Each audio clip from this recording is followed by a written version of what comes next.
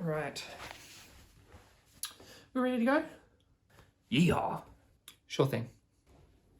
Sure. Yes. Do I have to? Yes. Why? Because these little episodes keep having less and less to do with D&D, and I'm just trying to link it in a bit. Actually, Drinky has a point. Shouldn't we be looking for Stinky? Stinky's dead.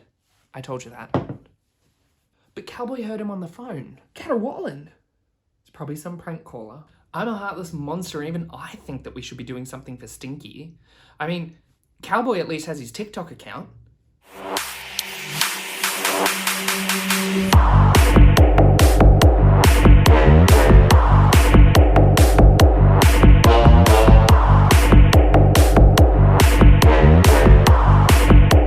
No, because remember, each week we alternate. So 1 week we do something serious and clone plot related, and then every other week we forget any semblance of continuity and we just do something fun and dumb. Like that Friends intro we did. Well, that's fine. I still think D&D is dumb. It's not dumb. We just need to remember that these recaps aren't about our misadventures. It's about D&D. You know, we've got to give the audience what they want. Yeah, but if we only did what the audience wanted, then Rhymy would be dead and Cowboy would have an OnlyFans. Giddy up. Yeah, we all want a Cowboy OnlyFans. But we need to stay focused. Now, whose turn was it? Oh, right. Well, I enter the village and murder everyone. Now get your boots, hang your coat for this Dungeons and Dragons. a phone just for pictures of this. Dungeons and Dragons. Make it rain if you wanna see some. Dungeons and Dragons.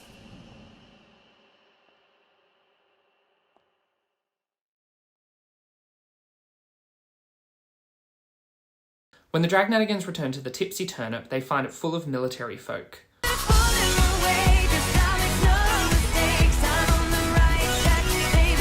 We set up a beer pong table and Lokiana and Kaisan win. With some rare downtime, the team go to settle down.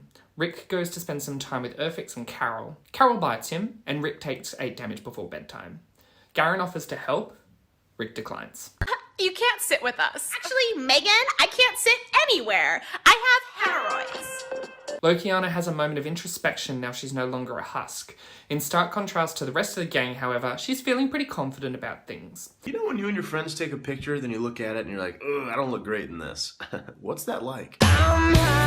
We start to consider ways of handling the horny dragon cult when we agree to head to bed. Lokiana heads to sleep first, but finds her sleep disturbed. She's in the middle of a lake before an island covered in tombstones. Let's do death. Death. Death. We're just like this. Death. That's great. Yeah. Death. Okay. I love death. A massive cathedral sits at the peak of a hill, and as she winds her way up the hill, she sees hundreds of crows flying about. Look at all those chickens.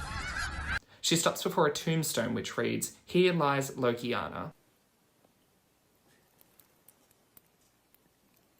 What the fuck is going on in here on this day? A crow flies down before her and drops a feather. She goes to pick it up and is woken. When she wakes, though, she notices a tattoo of a feather curling up her arm. We jump to Juno, who has also gone to sleep, but wakes in a massive marble library.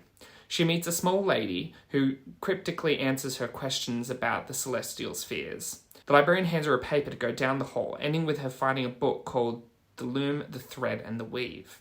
She touches the book and wakes. Her tattoo faintly glows. Odeon is spending time with his mastiff. It's only when he looks up he realises he's not in the room anymore. The air feels warm and humid, suggesting he's in a tropical paradise. No! Oh!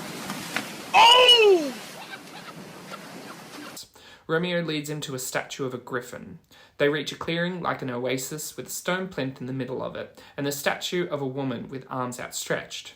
In those arms is a leaf, which he reaches out to touch. His vision goes white on contact, and he screams, waking in his bed, his hands burning. Do you ever, wake up or do something and you're just like, what the fuck is going on? The metallic shape of a leaf in his hand, likely a symbol related to the summer court, appears.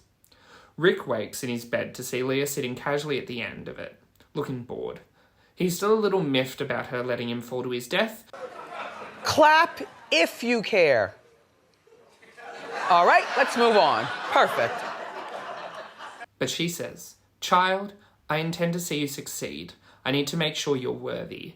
Gods know you have before. We will both fulfill our obligations." She hands him a silvery blue bracelet of a woman grabbing her own ankles. If he's ever in dire situation, she says, he just needs to touch it.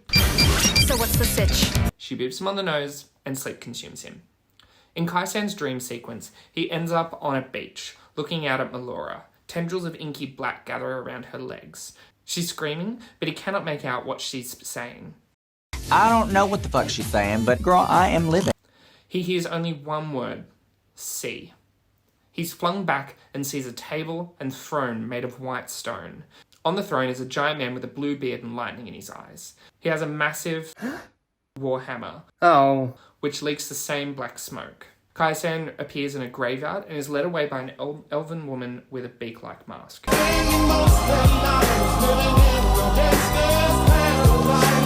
He then sees flashes of the visions the other Dragnanigans saw, as well as the Prophet of Zelmadar falling and dying. As he sees this, twin voices call in his mind. The Oracle, the twice touched. Your friends walk dangerous paths. You have to put yourself at the center of them all. There is no way to know what fates will be, or who will be chosen next.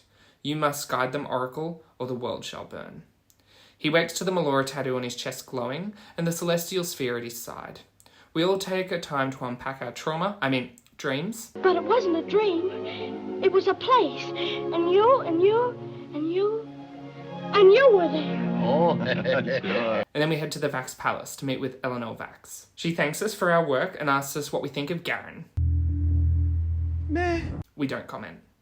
She gives us 100 platinum. Money. While we're here, we ask about Poven, given that the war seems imminent. It's a theocracy to Cord, united under Pontiff Bonath Hardthan. United under Pontiff Bonath Hardthan, and is broken down into its member states, run by cardinals. With that bit of exposition out of the way, we head to meet with Alothran the Wizard in the Pillar of Purpose. We're introduced to Cornelius, Alothran's tabaxi assistant. Furries confirmed. Gobble me, swallow me, drip down inside of me, quick jump out for you, let it get inside of me until... He then reunites us with Alothran, and Alothran informs us the history of the celestial spheres. There were 8 of them, each for the upper and lower plane. Isgard, Elysium, Arcadia, Celestia, Archeron, Sleepy, Dopey, and Bashful. The one we hold relates to Arcadia. 3 of the 8 spheres were likely destroyed when used to summon a god. This suggests that the Prophet of Zelmadar may be attempting to bring Cord back into the physical realm, which, while not outwardly evil, could cause issues if he is turning. Now you listen here. He's not the Messiah. He's a very naughty boy. Now go away. The spheres themselves should have stayed with the dragons. We remember that we got this sphere from the dragon Venomfang, which we slayed just before we ran into the horny dragon cult. Before parting, he gifts us with a reusable hut for sleeping in and an earring of message. He offers to keep an eye out for any more spheres, and we let him know about the happenings in the walled waters. And that is where we end. Into the horny dragon cult. Any more spheres, and we let... Howdy. Hey, cowboy. Yeehaw? No, I'm just trying to think of a way to end the recap. Fireman? No, we've already made that joke. Stay? We're not doing that.